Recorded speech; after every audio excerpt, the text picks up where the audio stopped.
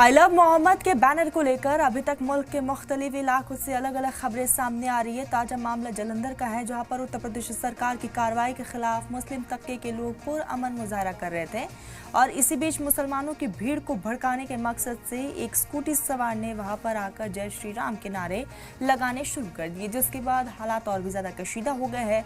मुस्लिम लोगों ने शख्स को रोक लिया और फिर बहसबाजी के हालात वहां पर पैदा हो गए।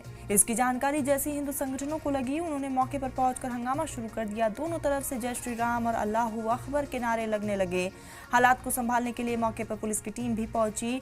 माहौल बिगड़ता देख डीसीपी नरेश डोगरा और एसीपी संदीप शर्मा की क़यादत में भारी पुलिस फोर्सेस की तैनाती की गई है। पुलिस ने हालात को संभाला और माहौल को बिगड़ने से रोका।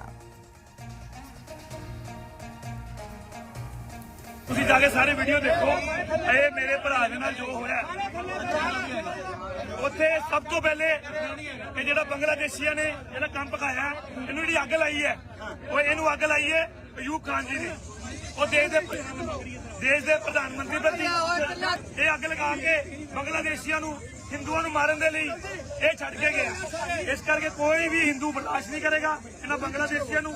ਅੱਜ ਜੋ ਅਸੀਂ ਪੰਜਾਬ 'ਚ ਰਹਿ ਰਹੇ ਹਾਂ, ਪੰਜਾਬ ਔਰ ਪੰਜਾਬੀਅਤ ਨੂੰ, ਪੰਜਾਬ ਔਰ ਪੰਜਾਬੀਅਤ ਦਾ ਝੰਡਾ ਚੱਕ ਕੇ ਰੱਖਣ ਵਾਲੇ ਅਸੀਂ ਲੋਕ ਹੈ। ਇੱਧਰ ਅੱਜ ਸਾਡੇ ਲੋਕਾਂ ਨੂੰ ਜੈ ਸ਼੍ਰੀ ਰਾਮ ਬੋਲਣ ਦਾ ਖਮਿਆਜਾ ਭੁਗਤਣਾ ਪੈ ਰਿਹਾ।